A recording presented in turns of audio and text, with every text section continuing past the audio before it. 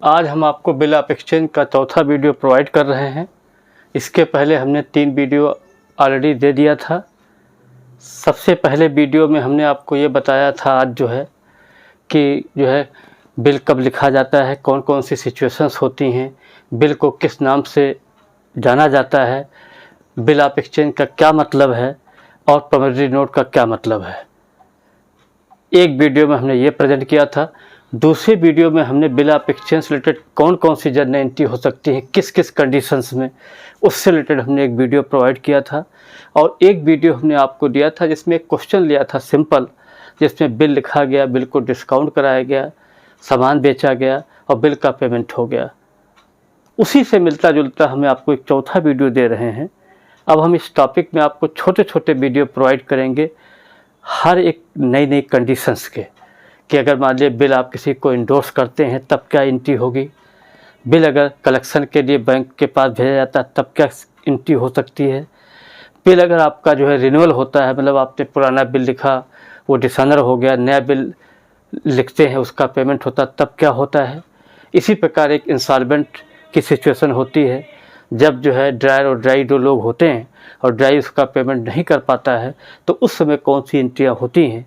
इन सब से रिलेटेड हम आपको एक एक वीडियो आपको अलग अलग तरीके से प्रेजेंट करेंगे, जिससे आपको समझने में भी आसानी होगी और हमें पढ़ाने में भी बड़ी आसानी होगी और आप इजीली उसको पढ़ करके आप बड़े आराम से क्वेश्चन कर सकते हैं।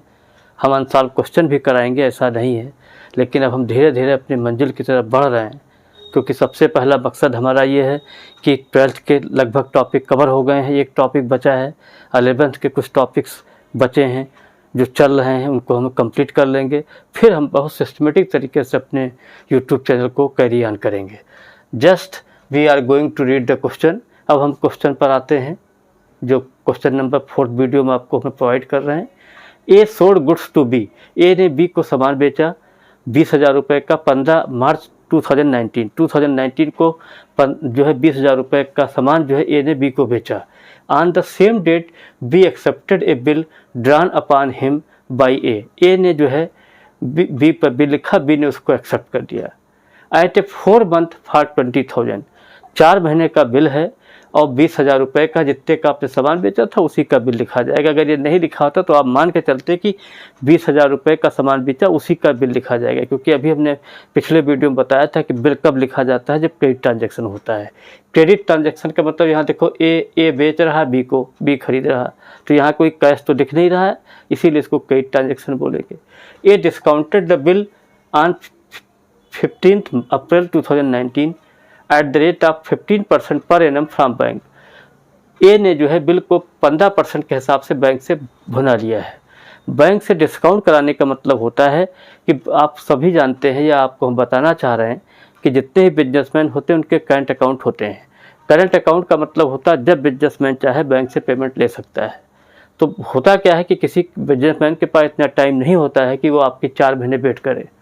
वो क्या करेगा, तुरंत आपका चूँकि करंट अकाउंट होता है वो बैंक से पेमेंट ले लेता है, और बैंक सेकंड पार्टी मतलब बी से पेमेंट ले लेगी ड्यू डेट पर। अब हम क्वेश्चन को थोड़ा बढ़िया करते हैं।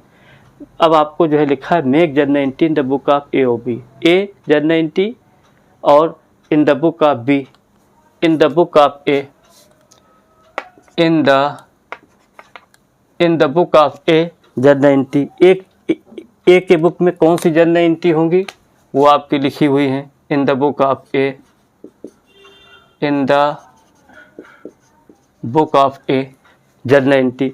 इसी प्रकार आपका क्या बोलते हैं, दूसरे के यहाँ जो लिखा हुआ है वहाँ पर भी आपका दूसरे में भी हमने यही लिखा है कि in the book of B journal entry. तो यहाँ देखिए, सबसे पहले क्या है, ये आपकी फर्स्ट पार्टी है, इसको हम लोग फर्स्ट पार्टी बोलते हैं क्योंकि पहला आदमी है जो सामान बेच रहा है, और ये आपका सेकंड पार्टी है, इसको हम लोग सेकंड पार्टी बोलते हैं। सेकंड पार्टी मतलब दूसरा आदमी, और इसमें कौन सा था, ये फर्स्ट आदमी था। अब यहाँ पर देखिए लिखा हुआ है 2019 15 मार्च ए ने बी को सामान बेचा, तो बी को जब भेजेंगे तो B D R to sales account लिखेंगे, being good sold on credit 20,000 B के सामने लिख दिया, सेल के सामने 20,000 हो गया।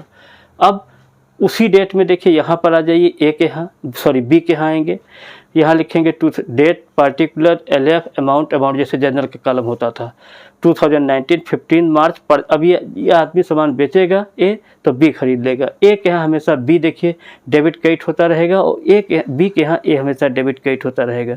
तो परचेज DR2A 20,000 हो गया। इसके बाद जो है आपका क्या बोलते हैं, नेक्स्ट जो दिया हुआ है, अब इस आदमी ने चूँकि सामान बेच दिया, बिल लिखेगा। तो बिल लिखेगा तो यहाँ लिखेंगे 15 मार्च, क्योंकि 15 मार्च को ही बिल लिखा गया है। बिल से receivable account debit to B, हमने बताया था ए के यहाँ बी आएगा, बी के यहाँ ए आएगा, ये रख लीजिए। तो बिल से receivable DR2 being acceptance receive, acceptance आपकी रिसीव हो गई है 20,000। इसके बाद यहाँ पर लिख देंगे 15 मार्च। अब यहाँ चूँकि जो है बी जो है ए को एक्सेप्टेंस मतलब दे रहा है, तो ए DR2 बिल्स पेबल, बी के लिए बिल्स पेबल हो जाएगा, ए के लिए बिल्स रिसीवेबल हो जाएगा। तो ए DR2 बिल्स पेबल 20,000 हो गया। इसके बाद जो है इसने क्या किया, 15 अप्रैल को यहाँ लिखा हुआ है, A discounted the bill on 15 April 2019 at the rate of 15% from bank से भुना लिया, डिस्काउंट कर लिया, मतलब ये आदमी बैंक से पेमेंट ले रहा है। तो 15 April bank account debit, discount account debit to bills receivable being bill discounted at the rate of 15% from bank. अभी देखिए 4 महीने का आपका बिल था, 15 अप्रैल को डिस्काउंट करा रहा है, तो कितने महीने बचे आपके, 4 में 1 महीने कम हो गए, ठीक है। तो इसलिए यहाँ पर जो है आपका bank account debit, discount account debit to BR के सामने 20,000 रुपये हो जाएगा। 20,000 को 3/12 इंटू 15/100 करेंगे, 750 आपका डिस्काउंट के सामने हो गया। 20 में 750 घटाएंगे, 19,250 आ जाएगा। इसकी यहाँ पर कोई एंट्री नहीं होती। तो देखिए 15 मार्च को हमने क्रॉस कर दिया, क्रॉस मतलब इसकी यहाँ पर कोई एंट्री नहीं होगी। अब जो है बैंक इनसे पैसा वसूलेगा। तो यहाँ आप देखिए जो है आपका जो है 4 महीने का बिल था, मार्च से जोड़िए, अप्रैल मई जून जुलाई हो जाएगा, तो 15 जुलाई आ जाएगा। और 3 दिन डेज ऑफ ग्रेस हो जाते हैं, ये हमने लिखा भी ड्यू डेट 15 + 3 हमने जोड़ लिया, 18 हो गया। अब 4 महीने का बिल है, तो आप जो है अप्रैल मई जून जुलाई, 18 जुलाई जो है आपका पेमेंट की डेट हो जाएगी। तो यहाँ लिखेंगे 18 जुलाई। अब चूँकि इस आदमी ने बैंक से पेमेंट लिया था तो बैंक इनसे वसूलेगा।